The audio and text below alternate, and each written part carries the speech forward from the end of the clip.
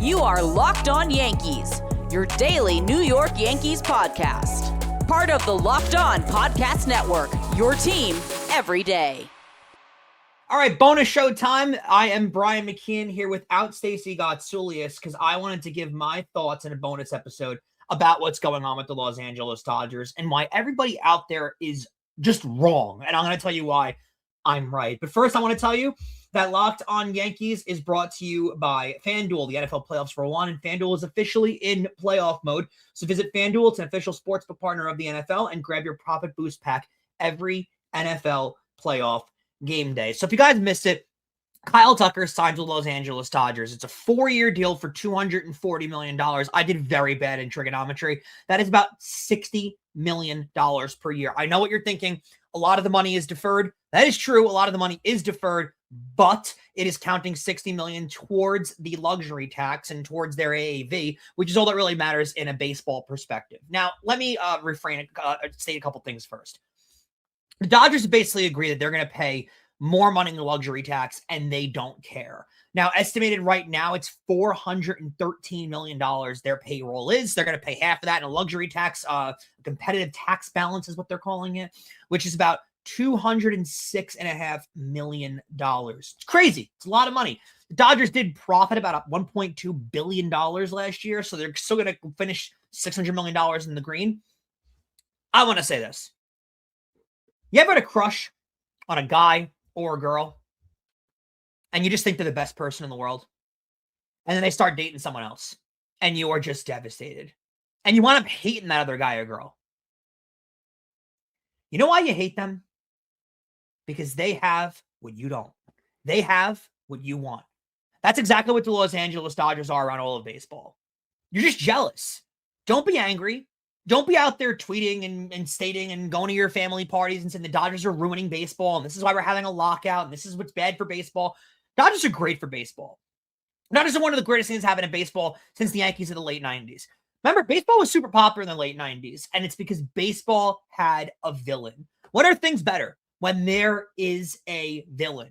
People are going to tune into baseball to watch the Dodgers potentially lose, to root against the Dodgers. Now, I'll root against them gladly, but I'm not going to sit here and tell you the Dodgers are bad for baseball. Dodgers are awesome for baseball. They're really good for baseball. You are all simply jealous that the Dodgers are doing exactly what you wish your favorite team would do. That's it. You're jealous that they go out there and improve their team. Do they need an extra outfielder this year? Not really. They still went out there and got Kyle Tucker. Did they need extra pitching last year? Nope. They went out and got Blake Snell. The year before that? Nope. They went out and got Tyler Glasnow. The year before that? Not really. They went out there and got Yamamoto. They improved their team constantly. Remember 2 off seasons ago? They had that monster year where they went out and got every bullpen pitcher available. Then they went out and got Edwin Diaz this offseason. The team is loaded. It's one of the best lineups of all time. And you could sit here and be angry that it happened and it wasn't your team that got Kyle Tucker. Those things are all valid. I wish Kyle Tucker was a Yankee. I'm frustrated why the Yankees weren't involved in him. And you know what? It seemed like as of yesterday, about 24 hours ago, it was almost a done deal that he was going to the Mets, and then he winds up signing with the Dodgers. It's a crazy amount of money. It's an amount of money the New York Yankees have. It's an amount of money the New York Mets have. It's an amount of money that every single team in Major League Baseball could afford to spend. They don't want to, and that's their own problem, but they could afford to spend that money, and this is the problem with baseball nowadays. Don't be mad at the Dodgers. Don't be mad at your crush's new boyfriend. Don't be mad at your crush's new girlfriend. Be jealous. It's okay to admit jealousy. It's fine. It's a mature move, I'd say. But I'm jealous of the Dodgers. Heck, I wish I was born and raised in the Staten Island of Los Angeles, whatever you want to call that, and I was brought up as a Dodger fan. Because if I was, I'd be rooting for a team that has the best farm system in baseball. Generally, every single year. Maybe not statistically right now, but it's in the top 10 every single year. One of the best facilities in baseball. They play in Southern California. They have unlimited money. They don't care how much they spend. They'll keep spending. They don't care about the luxury tax. They have one of the nicest facilities in the sport. If I already had mentioned that already. They have one of the best pitching staffs. They have one of the best lineups. They have one of the best bullpens of all time, and they win. They do everything possible to win at all costs. It's the bag of goods that you are sold as a Yankee fan. They will do whatever it takes to win at all costs, and all that matters is championships. You are sold that as a New York Yankee fan. That is what the Yankees rely on, right? Pride, power, pinstripes. All we care about is winning, and it's all about a world championship. If it's not a championship, the season is a failure, which I have stated a ton of times that I vehemently disagree with. The Dodgers actually live by that. The Dodgers actually do that. Heck, the Dodgers live by it so much that they go out there and win a championship and still go out there and improve their team. They didn't need more. They have Freddie Freeman in the middle of their lineup.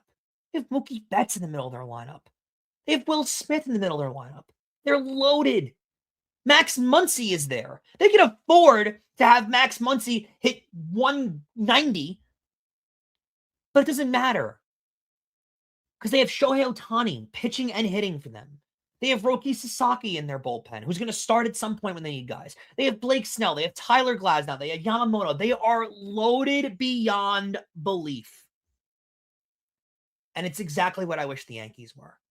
It's exactly what I wish the Yankees were willing to do. It's exactly what Cincinnati Reds and Miami Marlins and name the team in different cities around baseball. You all wish that your favorite team did this. You all wish that your favorite team acted like this. You all wish that your favorite team had the guts to do this. And I don't want to hear about salary constraints. Are the Dodgers rich? Yeah. Do the Dodgers have a ton of money? Yeah. Are they owned by a hedge fund? Yeah.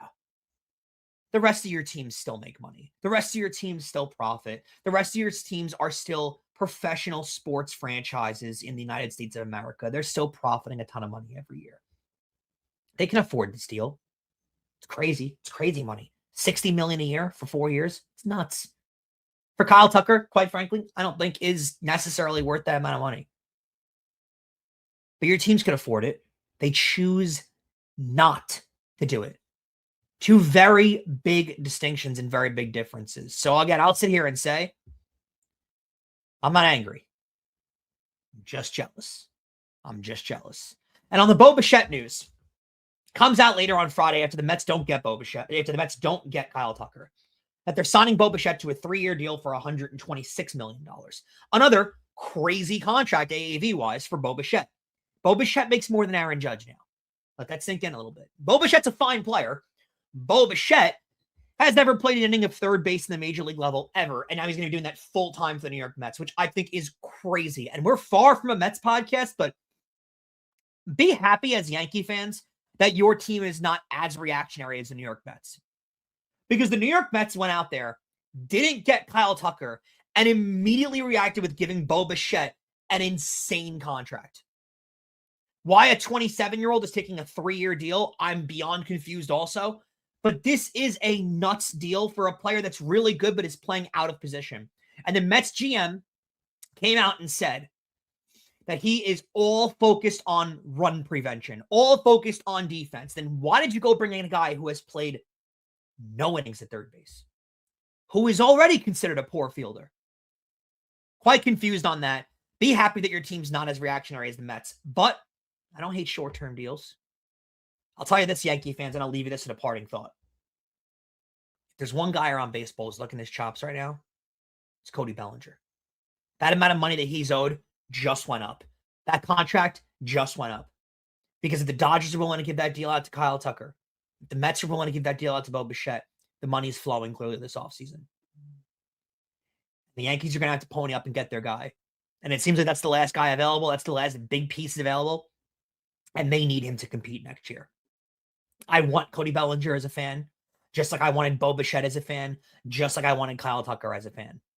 These other teams are ponying up. These other teams are willing to spend. These other teams have rich owners that are willing to put their money where their mouth is. The Yankees are also one of those teams that are rich owner. The Yankees are also one of those teams that profit a ton. Take advantage, spend your money if the other clubs aren't willing to. Nice bonus edition of Locked On Yankees. Glad you guys are tuning in. Please keep in touch and get ready for the rest of the offseason. It's going to be crazy. We'll be with you as soon as the Yankees make any significant signings. Check out the shorts and the reels all over Instagram, all over YouTube, all over TikTok. We're available at all of the Locked On Yankees channels. Plus, you can catch us for our weekly interview series. Sal Licata will be debuting from WFAN on Monday. That'll be Monday's release.